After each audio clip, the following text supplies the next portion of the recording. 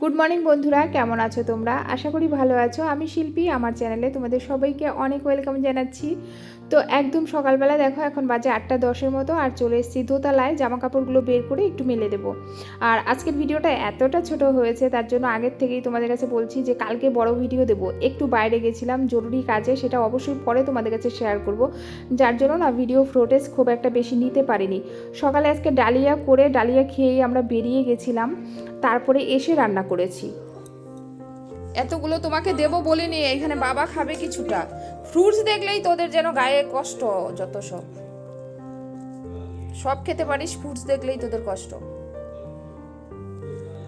নে এগোটা একদম ফিনিশ করবে কিন্তু, ধরো। তো দেখো, এবার রান্না করব, দুপুরের রান্নাটা বসাবো। এখানে ডালটা মানে মেপে নিচ্ছি। তাছাড়া মেয়েকে আর গৌতমকে দিলাম একটু ফল, কারণ সকালবেলা ওরা খেয়েছে দেখেছো, একটু খিচুড়ি খেয়েছিল পাঁপড় ভাজা দিয়ে।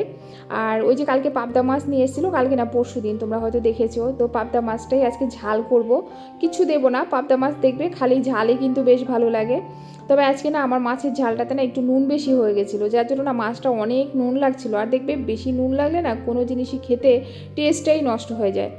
তাই কোনো না ভালো জিনিস যদি মন মতো না করতে পারি, ঘরের সবার মন মতো না করতে পারি, দেখবে মনটা কি খারাপ হয়ে যায় না? ওরা খেয়ে যতটা না খারাপ বলবে, তার থেকে আমাদের নিজেদের মনটা খারাপ হয়ে যায়। এখানে দেখো, লঙ্কা নিয়েছি, একটু আদা নিয়েছি, একটু সর্ষে নিয়েছি, আর নিয়েছি একটা টমেটো, ঝালের মশলা করব বলে।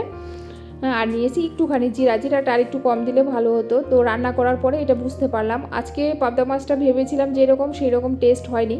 তবে হ্যাঁ, অবশ্যই ছোটো মেয়ে বলছে মা খুব ভালো হয়েছে, কিন্তু গৌতম আর আমার কাছেও খুব একটা ভালো লাগেনি। মাছটা খুবই ভালো ছিল, টাটকা ছিল, টেস্টও যথেষ্ট ছিল। সেই তুলনায় কিন্তু রান্নাটা একদমই ভালো হয়নি। ঘরের লোক যখন কোনো একটা জিনিস খুব শখ করে আনে, সেটাকে যদি সুন্দর করে রান্না না করতে পারি, দেখবে নিজের মনটাই খারাপ হয়ে যায়। আমার তো খুব খারাপ হয়ে যায়, মনে হয় ইস, বেচারারা তৃপ্তি করে খেতে পারলো না, মানে এইটা যেন মনে হয়। যাই হোক, মশলা টশলা দিলাম, কিচ্ছু না, সমস্ত কিছু ঠিক ছিল, কিন্তু নুনটা একটু বেশি হয়ে গেছিলো। আর যে কোনো জিনিসে অতিরিক্ত নুন খাওয়া যায় না। নুনটা একটু কম হলে ভাতের সাথে মেখে খাওয়া যায়, কিন্তু বেশি নুন হলে কিন্তু সেটা একদমই খেতে ভালো লাগে না। আর ভিডিওর জন্য বলছি তো, কালকে একটু বড় ভিডিও দেবো।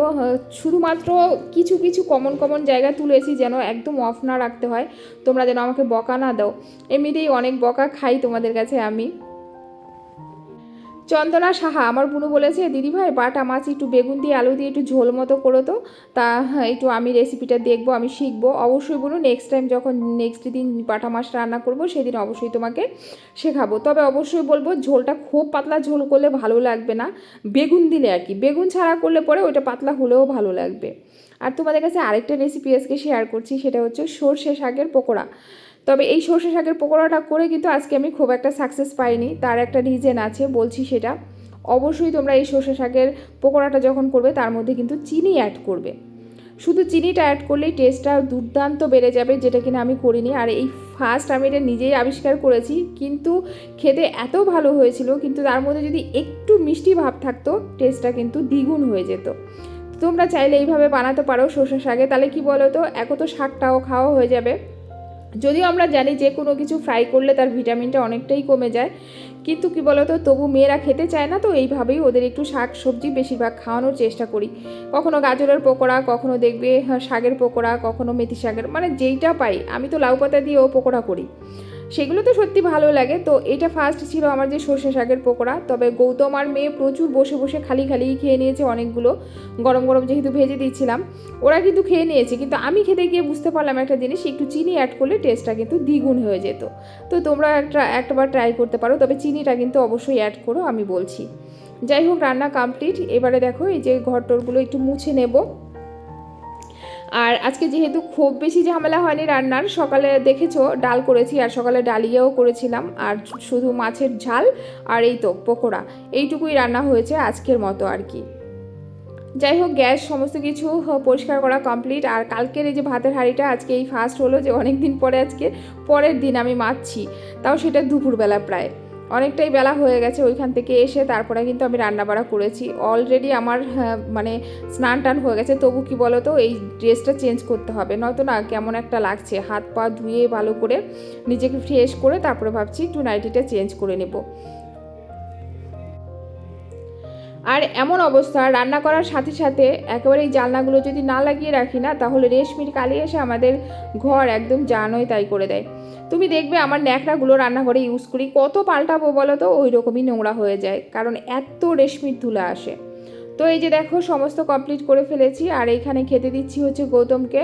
এখানে এই তো শশা কেটেছি আর হচ্ছে পকোড়া। পকোড়া তো ওরা খেতে খেতে অর্ধেকের বেশি বাপ মেয়েতে খেয়ে নিয়েছে, যা ছিল অল্প কিছুই ছিল, আর সেটা আমিই খেয়েছি, ওরা আর ভাতে খায়নি। একদম একবারে মাছের ঝাল দিয়ে দিলাম, আর গৌতম বললো আমাকে ভাত একদম একটুখানি দেবে। আর দিদি গান খুঁজে দে রে জয়ফুল লিভিং ডের জন্য। মানডে প্র্যাকটিস কি এখনো শুরুই করিনি কিছু। মুখটা তো কালো লাগছে, রোদে ঘুরেছিলে? আজকে গেমস ছিল না, রোদে ছিল। উফ, এই জন্যই তো মুখটা কালো হয়ে গেছে।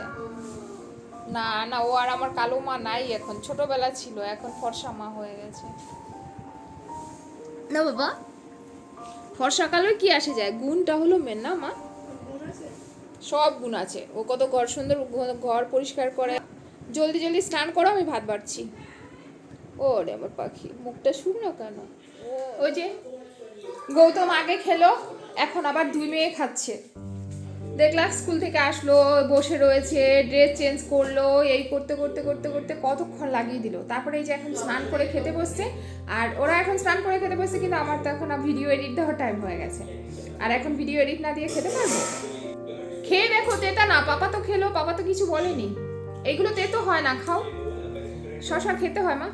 তারপরে তো ওই যে দুই মেয়ে এখন খেতে বসছে, এখন আমি ওদেরকে খাবার দিয়ে সব দিয়ে বললাম বাবা যেটা লাগবে আমাকে ডেকো, আর আমি এখানে বসে বসে এই যে এখন এডিটটা করে আগে ভিডিওটা পোস্ট দিয়ে নিই, পরে আমার খেতে খেতে এখন 4টা বেজে যাবে, প্রায় এখন 3:30 এরকম বাজে আর কি। তো যাই হোক চলো, আর এই যে দেখলে খেতে বসছে, তো চলো আমি একটু বসি।